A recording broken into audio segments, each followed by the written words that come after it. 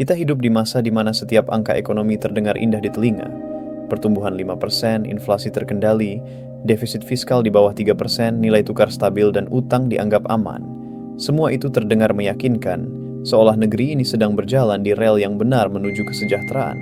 Tapi di balik deretan angka yang tampak rapi itu, ada sesuatu yang mulai terasa ganjil.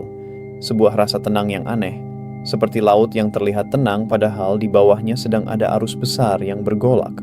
Dan di tengah suasana stabil itulah muncul sosok yang berani membuka tabir, Purbaya Yudi Sadewa. Nama ini mungkin tidak sepopuler tokoh politik atau pebisnis besar, tapi posisinya sekarang sangat krusial. Setelah sebelumnya menjabat sebagai Ketua Lembaga Penjamin Simpanan, pada September 2025, Purbaya resmi dilantik menjadi Menteri Keuangan Indonesia. Ia bukan politisi, melainkan ekonom yang tumbuh dari dunia akademik dan teknokratik. Orang yang terbiasa bicara dengan data, bukan dengan janji. Dan menariknya, begitu ia duduk di kursi Menteri Keuangan, nada bicaranya langsung berbeda.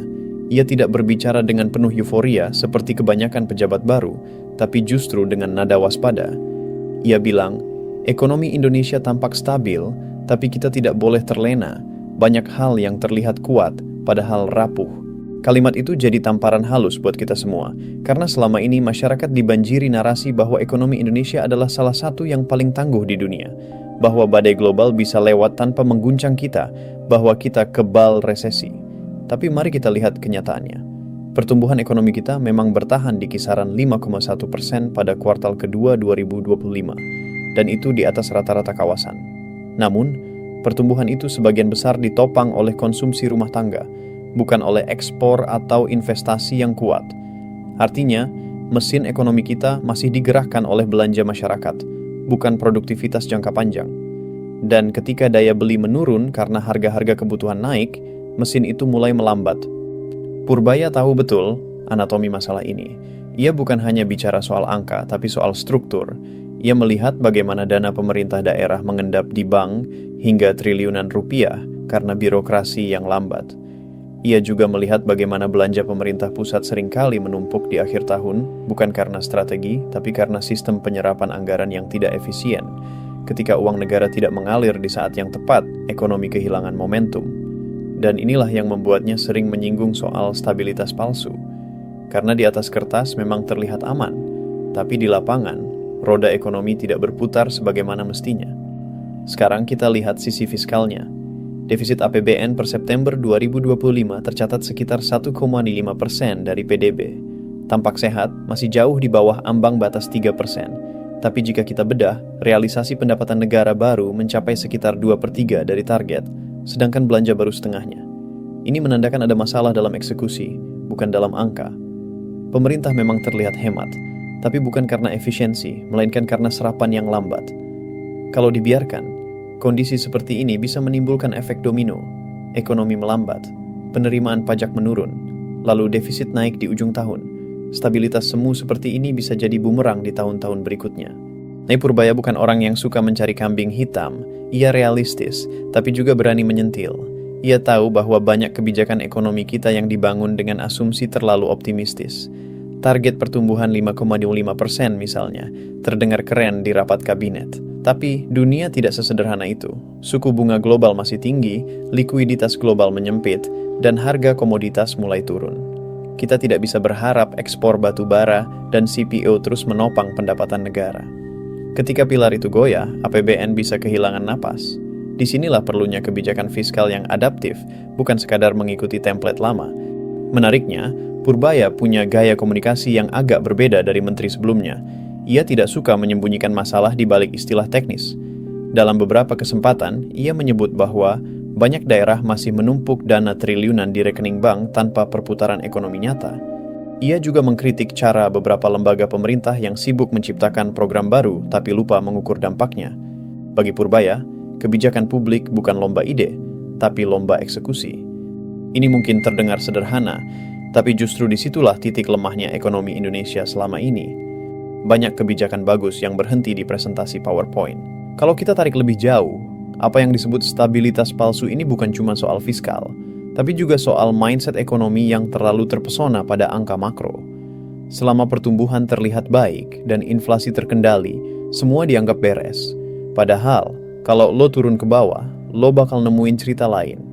Gini, rasio masih di kisaran 0,38, angka kemiskinan masih di sekitar 9%, dan pengangguran terbuka masih di atas 5%. Angka-angka ini stagnan bertahun-tahun, sementara harga kebutuhan pokok naik lebih cepat dari kenaikan pendapatan. Jadi wajar kalau rakyat mulai ngerasa, stabilitas yang lo maksud itu stabil buat siapa? Dan disinilah sisi kritis Purbaya mulai terasa. Ia tidak menolak data makro, tapi ia mengingatkan bahwa data makro bisa menipu kalau kita tidak paham konteksnya. Stabilitas bukan berarti semua baik-baik saja.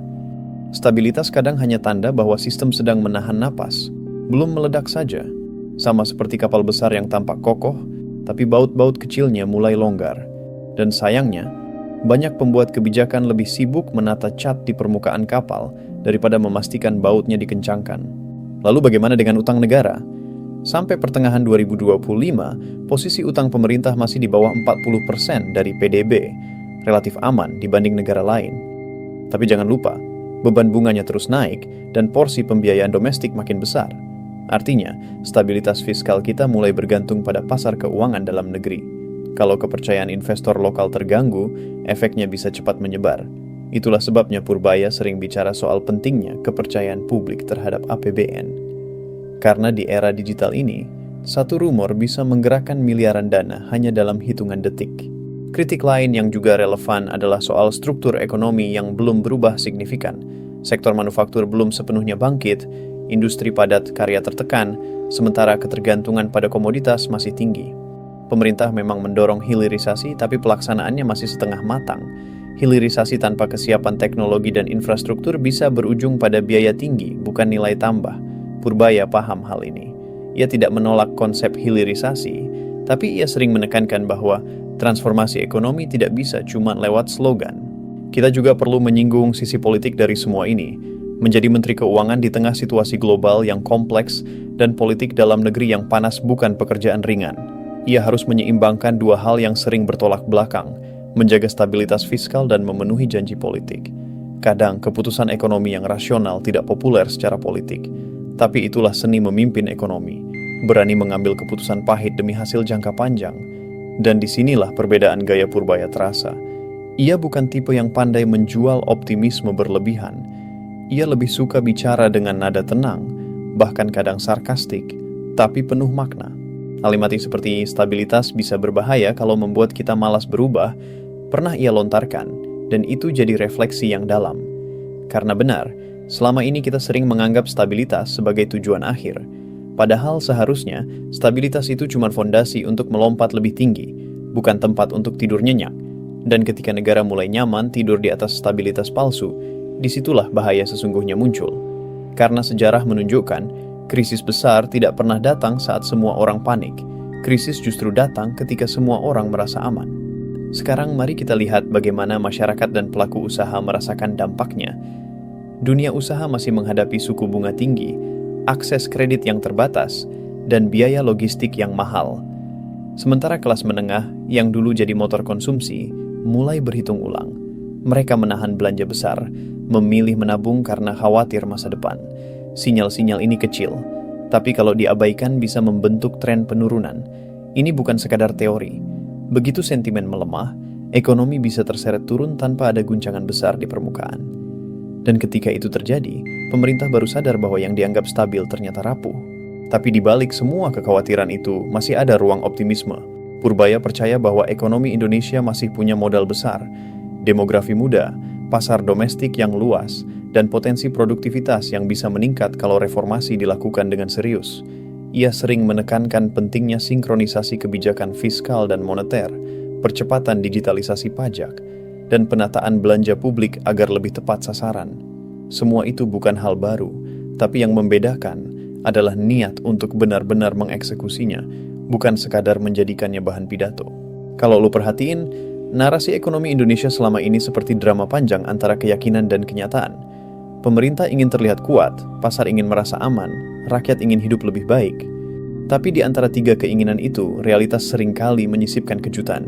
Dan mungkin, disinilah alasan kenapa sosok seperti Purbaya penting. Ia hadir bukan untuk menakut-nakuti, tapi untuk mengingatkan bahwa kejujuran dalam membaca data jauh lebih penting daripada membangun rasa aman palsu. Ia tahu kepercayaan publik tidak tumbuh dari janji, tapi dari transparansi. Pada akhirnya, semua ini bukan tentang satu orang. Ini tentang arah ekonomi sebuah bangsa. Tentang bagaimana kita belajar dari masa lalu, dari krisis-krisis yang pernah melanda, dan tidak mengulang kesalahan yang sama.